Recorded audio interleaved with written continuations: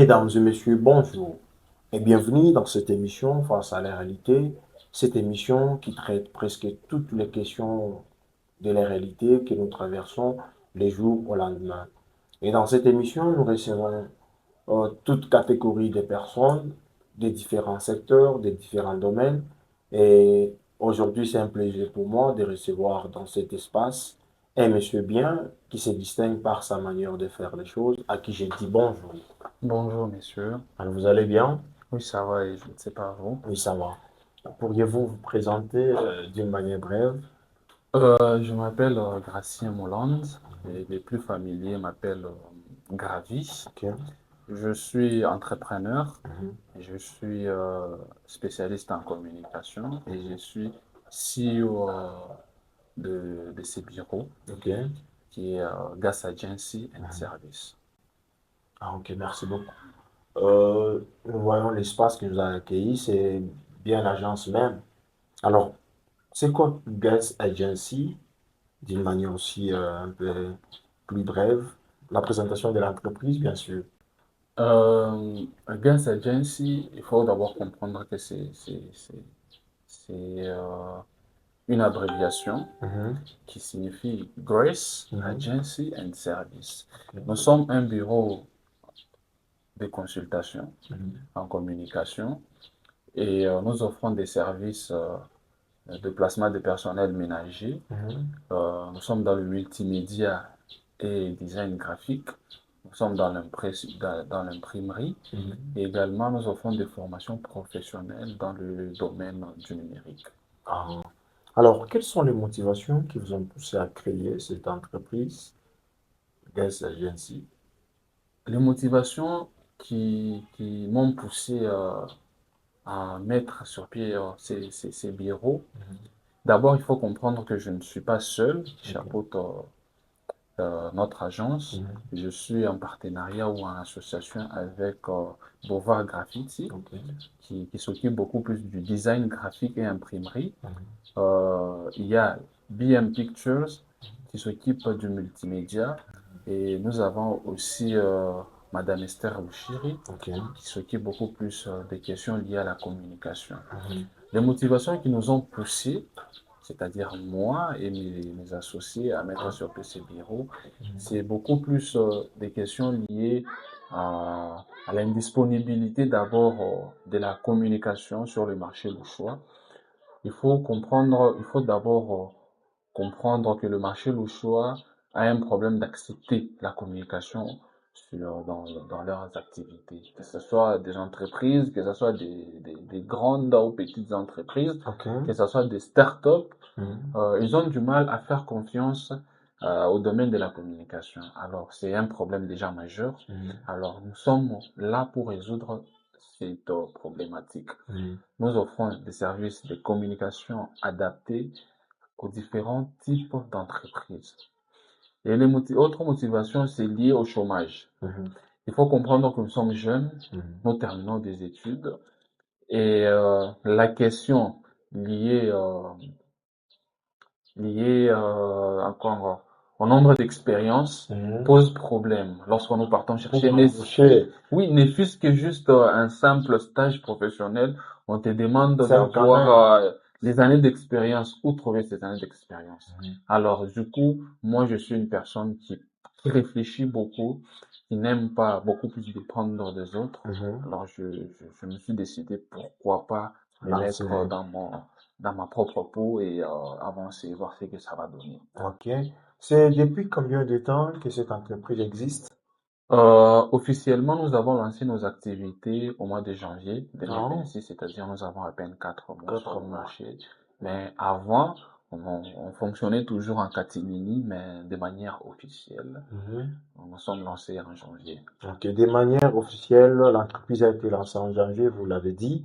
Alors, quelles sont les démarches qui ont été menées? Parce que nous savons que chez nous ici au pays, euh, pour créer une entreprise, il faut entreprendre diverses démarches. Il faut tel document entrer ici, par là, pour pouvoir se créer une entreprise. Alors, quelles sont les démarches à votre niveau qui ont été menées pour mettre sur pied cette entreprise? Les démarches que nous avons eu à faire pour être à l'endroit où nous en sommes aujourd'hui, il y a d'abord des démarches administratives.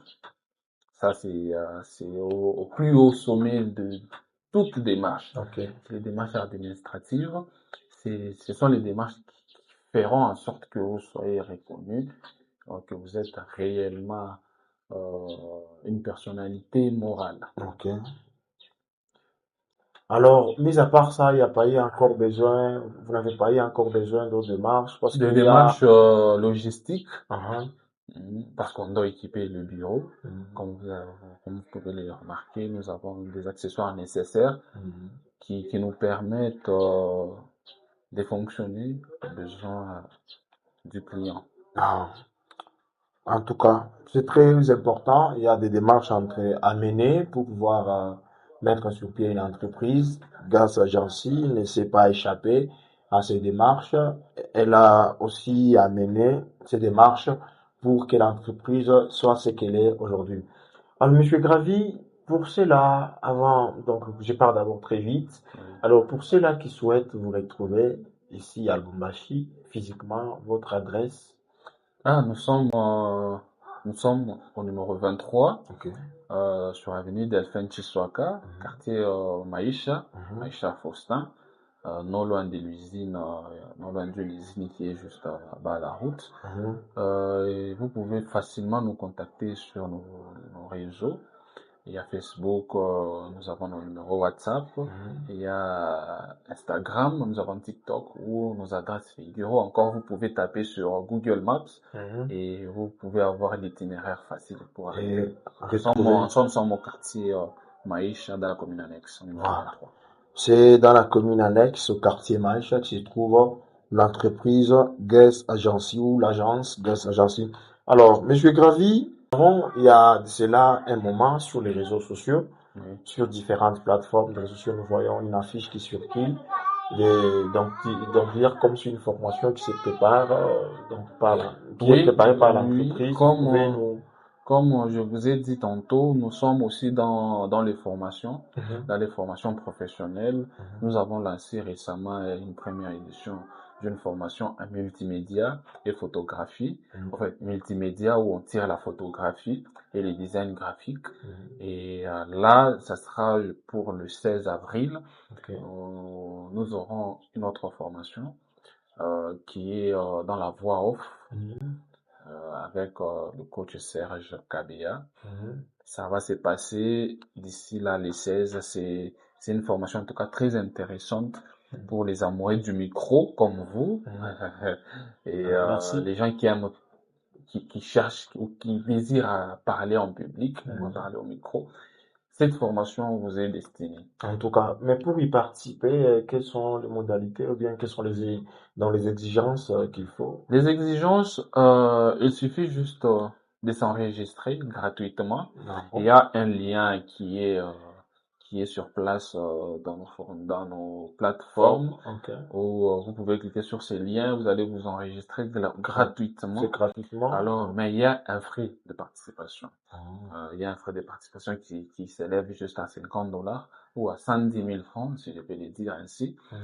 Avec 110 000 francs, vous allez bénéficier de 12 séances purement pratiques, Ok. ou dans le cadre de Comaction qui est sur la route Kassapa, Harry Docteur. Ok. C'est là où ça va se passer la formation avec le coach Serge Kabia. Kabea. C'est réparti dans combien de jours, les 12 séances? Les 12 séances sont réparties dans 3 jours, dans 3 séances par semaine. Oh. 3 séances par semaine, c'est-à-dire le jeudi, le vendredi et le samedi. Oh. 3 séances par semaine. Oui. En tout cas, c'est vraiment très important, cher jeune. En tout cas, cher papa, maman, vous là qui aspirez à apprendre comment parler en public, vous avez donc des difficultés à pouvoir tenir parole dans des manifestations et autres. Tâchez à contacter, en tout cas, il est encore grand temps. C'est d'ici là et aussi faites l'enregistrement pour être bien servi. Merci beaucoup. En tout cas, nous allons y revenir, mais nous avons eu à soulever une question. Pourquoi pourquoi nous remarquons beaucoup plus à Lubumbashi, les jeunes ont du mal à entreprendre? C'est pourquoi notre micro-baladeur a sillonné dans les artères de la ville de Lubumbashi pour récolter diverses opinions sur ces points. Et alors, suivant cet élément et nous nous retrouvons tout juste après pour la bonne continuation de cet entretien.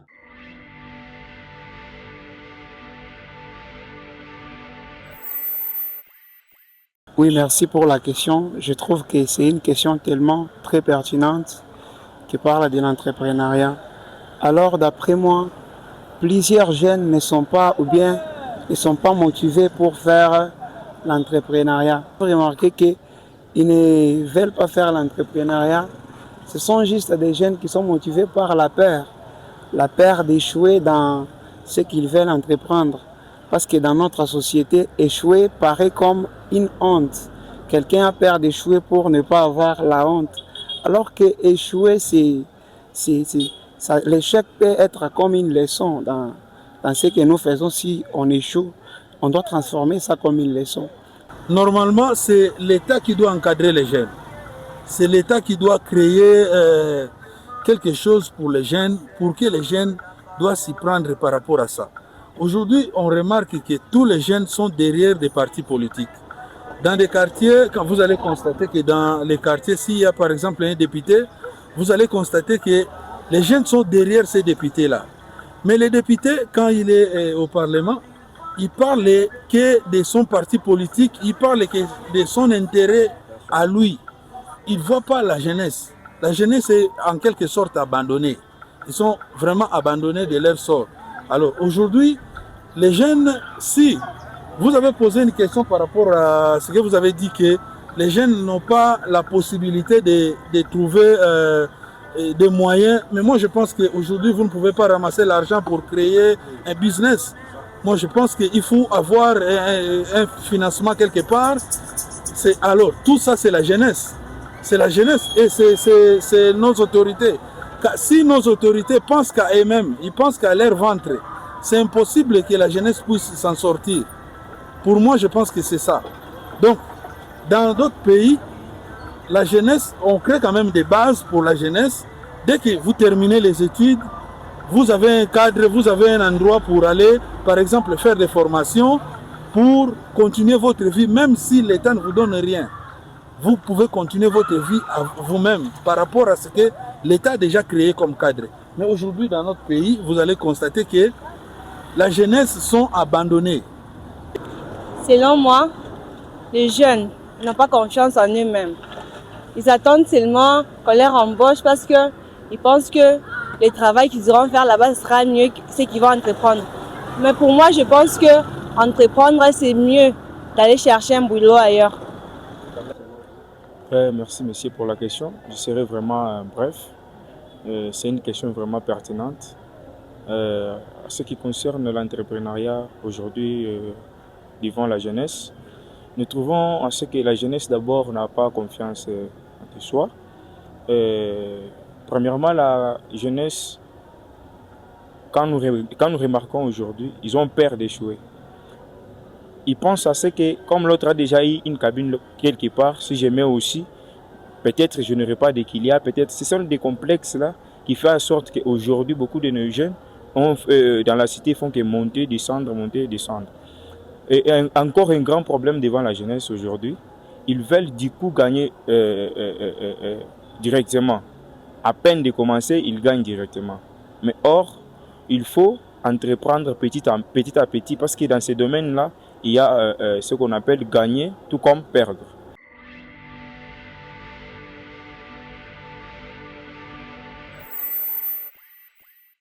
Et voilà, nous revoici encore de retour sur cet espace. En tout cas, Monsieur Gravy, cette question qui a été développée par différentes personnes, selon vous, qu'est-ce qui empêche aujourd'hui à la jeunesse louchoise ici à Lubumbashi, pourquoi la jeunesse ici à Lubumbashi a du mal à entreprendre? La question de savoir le pourquoi, il ne suffit pas que de savoir le pourquoi, mais le comment aussi. Mhm. Il faut savoir que nous tous ne sommes pas appelés à à emboîter les pas de l'entrepreneuriat. Ok. Il y a ceux qui sont censés aller dans l'employé Mhm. ou l'emploiement, je ne sais pas. Il y a aussi ceux qui doivent partir du côté entrepreneuriat. Ok. Chacun choisit son chemin le plus facile. Tout comme on peut emprunter les deux Ah. voies à la fois. Savoir pourquoi les jeunes n'entreprennent pas, il y a diverses raisons. Mhm. Il y a des raisons financières, il y a des raisons logistiques, il y a des raisons d'accompagnement également et des structurations de projets. Mhm. Penser ne suffit pas. Mhm.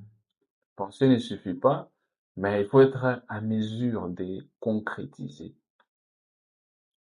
Une idée devient un projet lorsque ça se trouve déjà sur le terrain. Ah. Tant que ça ne fonctionne pas encore, ça restera toujours une idée. Ok.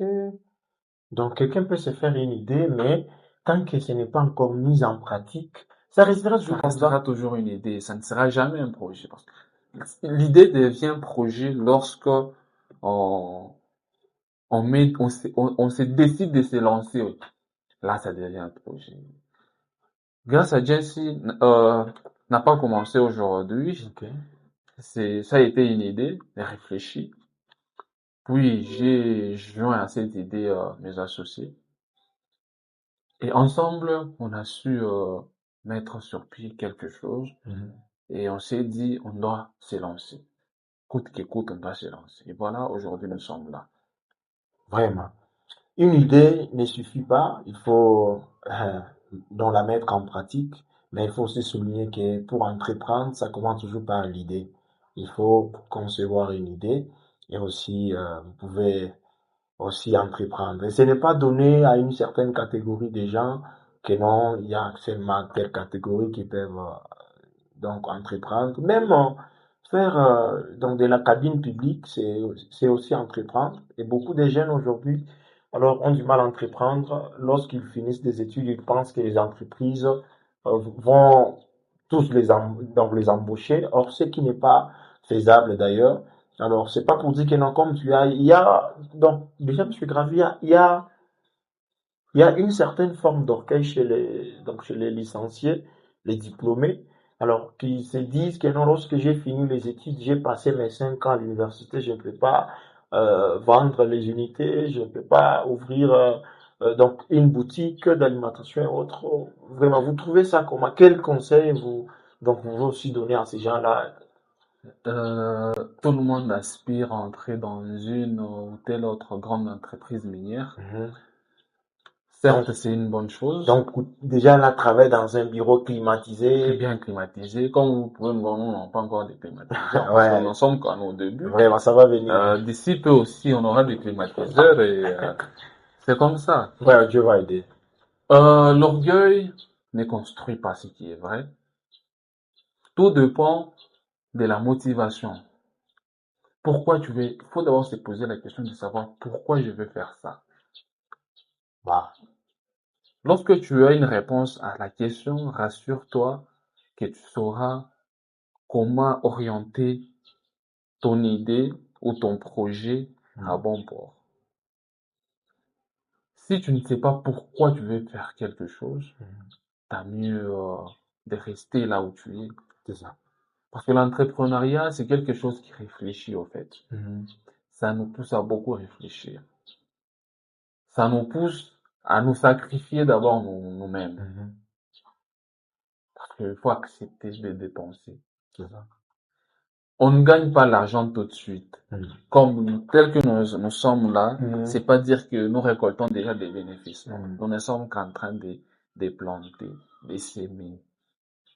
Pour que d'ici une année, 2 ans, que notre projet soit solide et sollicité par des grandes et très grandes entreprises. C'est ça l'objectif. Arriver à convaincre des grandes entreprises. Là, nous sommes encore en train de travailler avec des startups, des projets personnels, des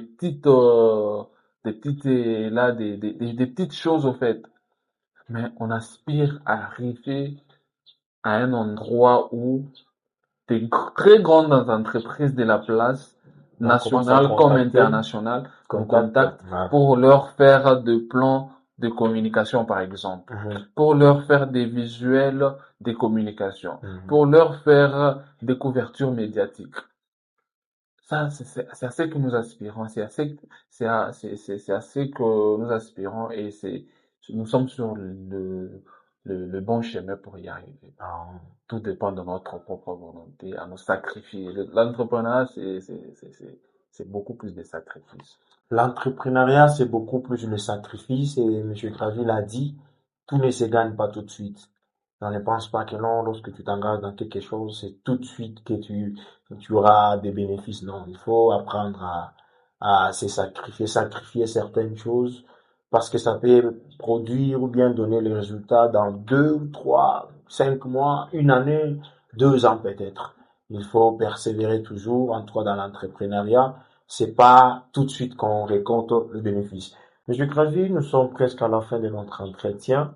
J'aimerais que vous puissiez donner 2 à 3 conseils à ces jeunes-là qui hésitent encore à faire quelque chose.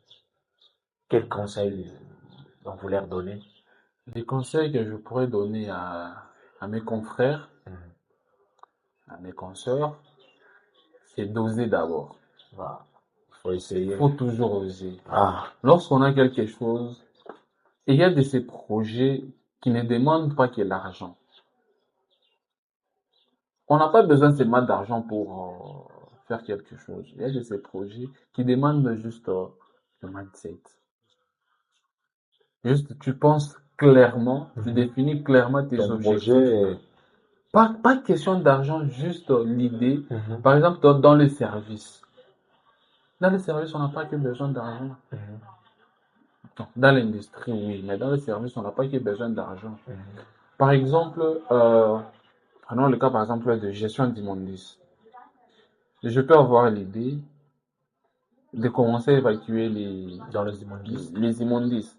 Je n'ai pas de véhicules, je n'ai pas de bureaux, je n'ai rien. Mais j'ai la force de chercher des clients. Et que mon voisin d'en face a peut-être un camion dans sa parcelle et qui ne fonctionne pas. Pourquoi pas les solliciter avec son camion et mon expertise?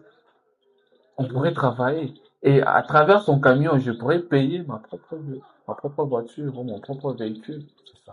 Il faut juste oser. Oser, être déterminant.